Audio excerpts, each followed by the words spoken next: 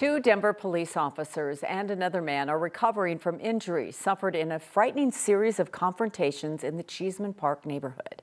Thanks for joining us. I'm Kim Christensen. I'm Sam Shocker. The three suffered injuries, including cuts and bites, but none proved to be serious. It all unfolded Monday afternoon near the corner of 14th Avenue and Vine Street. Kevin Vaughn from 9 News Investigates joins us from the newsroom. Kevin, what started all of this? Sam and Kim, that's an unanswered question at this point. One witness told us there was no confrontation before the assailant tried to stab a man who was delivering a couch. It started, according to court documents, just after 1 o'clock Monday afternoon with the attempted theft of a motorcycle, and then a confrontation, parts of it captured by a neighbor's cell phone camera. Before long, it escalated. 8 code 10 for a stabbing, near 10 with everyone. Escalated to a physical attack, leaving a man injured. But when Denver police officers got to 14th and Vine, they couldn't find the assailant and eventually left. Then came another 911 call.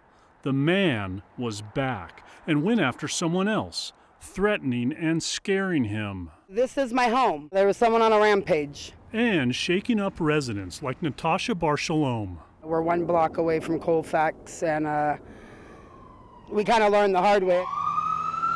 The violence continued at Barshalom's nearby apartment building. That's where Denver police officers confronted the suspect. A suspect who, according to documents, tried to stab the officers and even bit one of them. After using a taser, they got him in handcuffs. Police identified the suspect as Cody Chiarelli, a man with 27 arrests dating back to 2012. For Barshalom, the entire episode was unsettling, including the fact the man who was delivering her couch had no idea why he was targeted. There was no confrontation, no nothing. It's scary. Chiarelli was jailed without bail on suspicion of attempted murder. He was due in court this morning, but that hearing was later postponed to Wednesday. The Denver District Attorney will decide what formal charges to file in the case. Live in the newsroom, Kevin Vaughn, 9 News. So random, and yet if you are even around that area, it's disturbing and upsetting, Kevin. It's clear from court documents that everybody that encountered this man on Monday was frightened that they were going to be stabbed or even killed. Ugh, terrible. All right, thank you. Today, new information from the Boulder County coroner who has ruled the death of a CU student was by suicide. Megan Trussell was reported missing February 12th. 3 days later, her body was found in Boulder Canyon.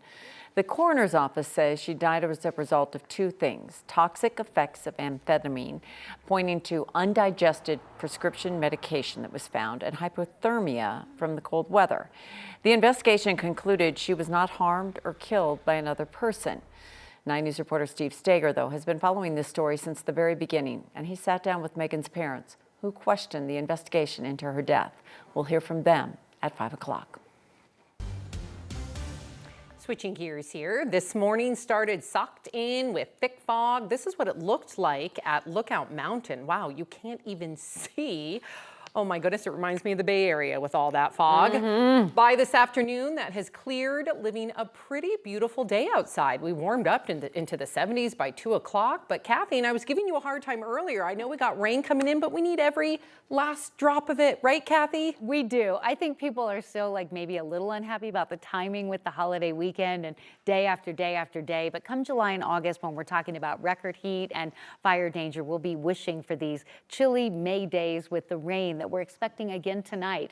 Tonight, the thunderstorms are tracking from the northwest to the southeast. So far, not severe, but the potential for small hail is certainly there. A pretty sky after all of that dense fog that Sam mentioned, and that fog a result of all of the water we've seen from thunderstorms over the last 48 hours.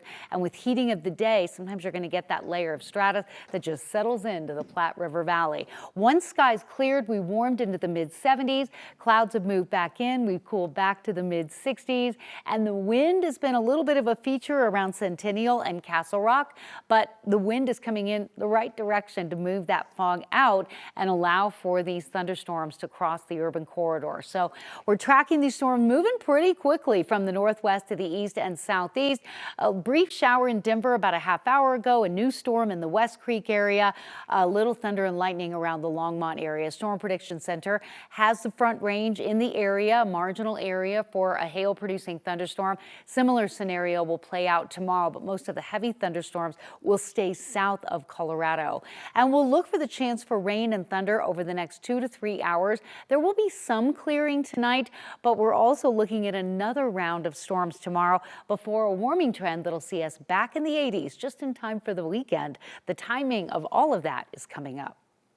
Kathy, thank you. Well, this winter we saw plenty of crashes, too many crashes in the mountains that caused hours of backups, and many of those crashes involved commercial vehicles that did not chain up. And today, CSP talked about how many citations it dished out to drivers who didn't use change and how to better enforce those chain laws next season. Just last month, I-70 was at a standstill. Multiple crashes, look at that, miserable, near the Eisenhower tunnels, including semi-trucks with no chains. And this is what CSP says they need to prevent.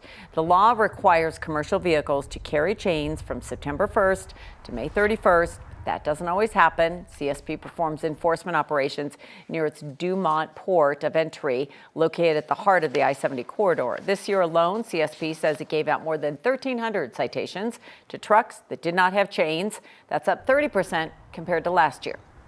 I-70 is a very, very complex operating environment for reasons I could spend the rest of the day talking to you about. I know it. I get it. As a born Coloradan, I've spent my entire life operating on that corridor, and I know how challenging it is, and our members know how challenging it is. But it's also the shared responsibility that we have from everybody that uses that corridor. In all, CSP says crashes involving commercial vehicles are down. They say planning for next winter driving season begins June 1st. In other words, this week, next week, it's happening. Just days from graduation, Harvard University officials are squaring off with President Trump, trying to cut all financial federal ties to the school. This is a ceasefire. Talks between Russia and Ukraine stalled despite Trump's efforts to bring the two together. NBC's Vaughn Hilliard has more. President Trump upping his war on Harvard, directing federal agencies to terminate contracts with the school. An administration official saying the contracts are worth about $100 million. In a letter to agency heads, the General Services Administration said Harvard continues to engage in race discrimination. Yesterday, Trump calling Harvard, quote, very anti-Semitic and threatening to take away $3 billion in grants for medical and scientific research.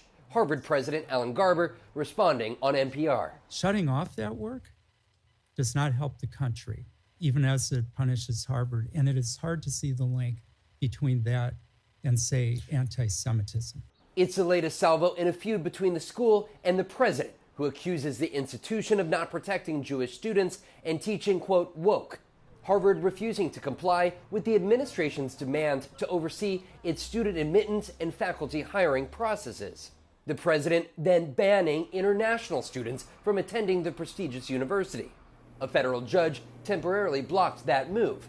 But the president's battle's not just domestic. I'm not happy with what Putin's doing. He's killing a lot of people, and I don't know what the hell happened to Putin. President Trump reacting after Russia launched a series of deadly strikes in Kyiv, killing dozens, according to Ukrainian officials. In a social media post, the president saying the Russian leader doesn't realize lots of really bad things would have already happened to Russia without Trump. Now GOP Senator Chuck Grassley says it's time Trump get behind strong sanctions and let Putin know it's game over. There is good news for investors. Stocks climbed after President Trump announced he was pausing tariffs on the European Union until July. He had threatened to impose a 50% tariff on the countries this weekend. The president was not happy with the direction of the trade talks, but says this is a positive event. Back to Harvard, none of the canceled contracts affect hospitals affiliated with the school. The administration is also looking at potentially ending the school's tax-exempt status. You can see more on this story tonight on Nightly News at 5:30.